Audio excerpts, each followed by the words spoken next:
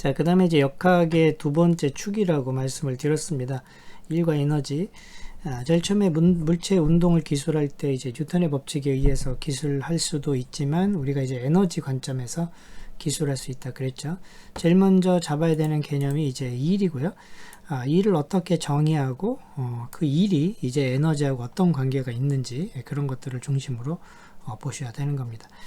제일 간단한 일의 정의는 우리가 이제 물체가 직선 운동을 하고 그 다음에 그 힘도 일정하다고 했을 때는 일이 이렇게 정의가 되고, 이건 이제 여러분이 고등학교에서 배웠었던 일의 개념이죠. 그런데 이 물체가 더 이상 직선 운동이 아니고 곡선 운동이거나 아니면은 이 힘이 일정하지 않는다고 했을 때는 일이 적분 형태를 띠게 돼서 일의 형태가 좀 더 이렇게 일반화돼서 나타나게 되는 거죠. 그래서 이 물리학개론이나 일반 물리학 수준에서도 뭐 이 정도의 일을 일을 구하게끔 많이 요구는 하지 않지만 시험에도 충분히 출제되었던 내용이기 때문에 이렇게 적분 형태로 여러분이 일도 구해낼 수가 있어야 되겠습니다. 적분 형태를 구할 때는 당연히 이거는 그냥 보기 좋게 벡터 형태로 나타낸 거고요. 이걸 정확히 계산을 하기 위해서는 이제 x, y, z에 대해서 풀어가지고 이런 식으로 쓰게 돼 있죠. 그래서 보통 출제되는 것을 보면은 직교좌표도 있었지만 우리가 이제 원운동에서 나타내는 경우도 있기 때문에 우리가 이제 그 극좌표에서도 여러분이 얘를 나타낼 수 있을 정도로 연습을 해 주시면 될 것 같습니다. 자, 그리고 이제 그 일 중에서 이제 알짜일, 우리가 일이라는 것은 어떤 물체에 작용한 힘에 대해서 그 힘이 작용을 해서 물체가 이쪽에서 저쪽으로 이동을 했을 때, 즉 변이가 발생시켰을 때 그 어떤 힘이 한 일을 우리가 보통 나타내게 되는데요. 그 물체에 작용한 힘들이 여러 가지가 있을 경우에 그 힘들이 한 일을 전부 다 더하면 그걸 우리가 알짜일이라고 얘기를 하는 거죠. 그러니까 질점에 작용한 n개의 힘들이 수행한 일의 총합을 얘기를 하는 거다, 이렇게 얘기했습니다. 근데 알짜일이 왜 중요하냐면 이 알짜일이 결국 뭐와 관련돼요? 운동 에너지하고 관련돼 있기 때문에 중요한 개념이 되는 거죠.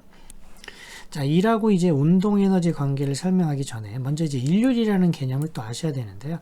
일이라는 거는 단순히 힘이 작용해서 물체를 이동시켰을 때 정의되는 값이고요. 그런 일이 발생을 했을 때 얼마만큼의 소요 시간이 뭐냐 하는 것, 즉 그 시간에 대한 그 개념을 집어넣는 거죠. 즉 얼마 동안 그 일을 했느냐라는 어떤 양을 우리가 정의할 수 있고요. 그건 이제 일의 효율을 나타내는 것이 되는 거고, 그걸 우리가 일률이라고 얘기를 하는 거죠. 그래서 일이라는 개념은 이렇게 즉 역학에서 우리가 정의가 되지만 이 개념은 이제 여러 군데로 확장이 되는 겁니다.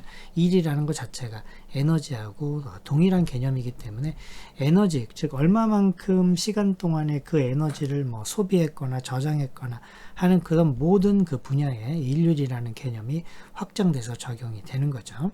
자, 그래서 하여튼 일이라는 것은 우리가 정의상으로는, 그죠? 이렇게 지금 보시는 것처럼 T분의 W다, 아니면 뭐 적분 형태, 미분 형태로 나타냈을 때는 그 P분의 DT분의 D W다라는 식으로 나타낼 수가 있다 하는 거 같이 알아두시고요.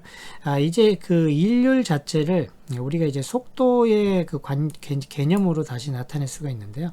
간단한 이런 수학적인 식을 통해서 일률이라는 것은, 그렇죠? 그 물체에 작용한 힘하고 그 물체가 이동했을 때 속도를 내적한 것하고 같다. 이것도 이제 가끔 응용이 되는 문제이기 때문에, 응용이 되는 내용이기 때문에 이것들도 여러분이 같이 알아두셔야 될 것 같습니다. 자, 그 다음에 이제 가장 중요한 에너지 개념입니다. 에너지라는 것은 우리가 보통 물리학적으로 해석을 할 때 일을 할 수 있는 능력, 이렇게 보통 정의를 하죠. 에너지를 좀 이해하기 어렵다 그러면 그냥 능력이라고 생각하시면 됩니다. 이 능력이라는 개념이 굉장히 일반적이지만 그 일반적인 능력이라는 것을 수량화해서, 즉 물리량으로 만든 양이 에너지다, 이렇게 되는 거고요. 역학에서 에너지는 두 가지, 즉 운동 에너지와 위치 에너지 두 개로 나누는데 그 각각의 정의와 그것들이 일하고 어떤 관계가 있는지, 그리고 그 에너지들 사이에 어떤 관계가 있는지 하는 것을 중점적으로 정리를 해 주셔야 되겠습니다. 제일 처음에 이제 쉽게 접근할 수 있는 것이 운동 에너지죠. 운동 에너지는 물체가 움직일 때 걔가 갖는 능력을 물리량으로 만든 양입니다. 그래서 이렇게 2분의 1 mv 제곱이라고 보통 우리가 얘기를 하고요. 단위를 따져보면 킬로그램 미터 제곱 퍼 세컨 제곱이니까 이게 이제 조금 이따 우리가 봤었던 2라고 완전히 같기 때문에 이 에너지하고 1은 물리량이 같은 물리량이다 라고 볼 수가 있고 상호 변환되고 상호 전환된다 이렇게 여러분이 이해하시면 되겠습니다. 운동 에너지고요. 그게 이제 조금 아까 우리가 배웠었던 그 일하고 어떤 관계가 있는가 하는 것인데요. 이게 바로 너무너무 중요한 그죠? 여기 보시면은 이렇게 나와 있습니다. 그래서 우리가 지금 어떤 물체의 운동을 기술할 때 그 물체에 작용한 알짜일을 구하면 그 알짜일이 뭐랑 같냐면 그 물체의 운동 에너지의 변화와 같다. 이게 이제 일 운동 에너지 정리라고 하는 거고요. 이게 바로 에너지 보존 법칙의 원형이죠. 이 법칙을 좀 더 재구성해서 우리가 에너지 보존 법칙이라는 걸 만들고 에너지 보존 법칙의 특정 조건을 우리가 적용을 하면 역학적 에너지 보존 법칙이라는 것이 얻어지게 되는 것이죠. 그죠? 자, 그 다음에 이제 위치 에너지죠. 위치 에너지라는 것을 이해하려면 제일 먼저 보존력이라는 걸 이해를 해야 되고요. 그죠? 이 보존력이라는 것은 어떤 힘이 일을 할 때 시작점하고 끝점에만 관계되는 것이지 이 중간의 경로와는 무관하게 어떤 경로를 따라서 가든지 이 보존력이라는 것이 일을 하면 오로지 시작 끝점에 의해서만 그 일의 양이 결정되는 그런 힘을 우리가 보존력이라고 하고요. 이 개념 자체가 복잡하면 우리가 이제 물리학에서 등장하는 보존력은 역학, 역학이 아니고 그 보존력은 중력하고 그 다음에 탄성력하고 전기력, 자기력이 있다 정도로만 알아도 충분할 것 같습니다. 보존력 자체를 물어보는 문제는 거의 없고요. 간혹 이제 한 개씩 튀어나오는데 보존력에 대한 개념 자체는 여러분이 그냥 이해만 하고 넘어가시면 될 것 같습니다. 이 보존력이라는 게 있기 때문에 위치 에너지를 정의할 수 있는 겁니다. 즉 이 경로에 상관없이 우리가 처음하고 끝점에 의해서만 일이 정의가 되는 그런 어떤 힘이 보존력이기 때문에 그런 거죠. 그래서 우리가 이제 물체의 위치 에너지를 정의를 할 때, 그죠? 이 보존력이 등장을 하게 되는 거고요. 어떤 보존력이 어떤 물체를 한 지점에서 다른 지점까지 옮겼을 때, 그죠? 그 기준점에 대해서 옮긴 그 지점의 위치 에너지를 우리가 이렇게 정의를 하게 되는 거죠. 이게 이제 사실 그 위치 에너지를 정의하는 방식입니다. 그래서 이 보존력이 뭐냐에 따라서 위치 에너지의 이름도 달라지는 거죠. 보존력이 중력이면 중력 위치 에너지가 되는 거고, 전기력이면 전기력에 의한 위치 에너지가 되는 거고, 탄성력이면 탄성 위치 에너지가 되는 것이고요. 그래서 이 기준점에서 물체가 위치한 지점까지 물체를 이동시킬 때 그 보존력의 한 일에다가 마이너스를 붙여주면 이렇게 된다. 마이너스를 붙여주는 이유는 우리가 보존력에 마이너스를 붙인 거죠. 그러니까 보존력이 일을 했다고 생각하지 않고 보존력의 마이너스, 즉 우리가 외부에서 보존력하고 똑같은 힘을 반대로 가해서 그 물체에 일을 해줬을 때 그게 걔의 위치 에너지라 이렇게 우리가 정의를 한다고 말씀을 드렸습니다. 자, 그래서 이 관점에서 여러분이 이제 해석을 해보시면 중력 위치 에너지를 이제 중력에 의한 위치 에너지를 구해보면 P는 mg y가 되는 거고요. 탄성력에 의한 위치 에너지를 구해보면 여기 2분의 1 k x 제곱이 나온다 이렇게 얘기를 했었습니다. 그죠? 그래서 이런 것들이 이제 기본적으로 외워두고 있어야 되는 내용이고요. 여러분들이 이 두 개의 위치 에너지의 개념을 가지고 이제 여러 가지 다양한 문제를 풀게 되는 것이죠.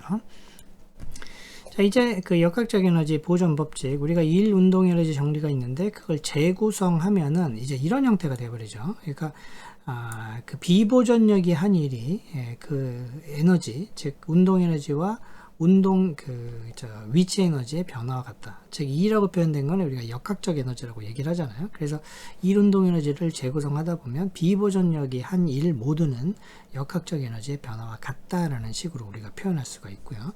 만약에 비보존력이 한 일이 0이 되면 이제 역학적 에너지가 보존이 돼서 우리가 이거를 역학적 에너지 보존 법칙이라고 얘기를 한다. 이렇게 얘기를 했었습니다. 그렇죠?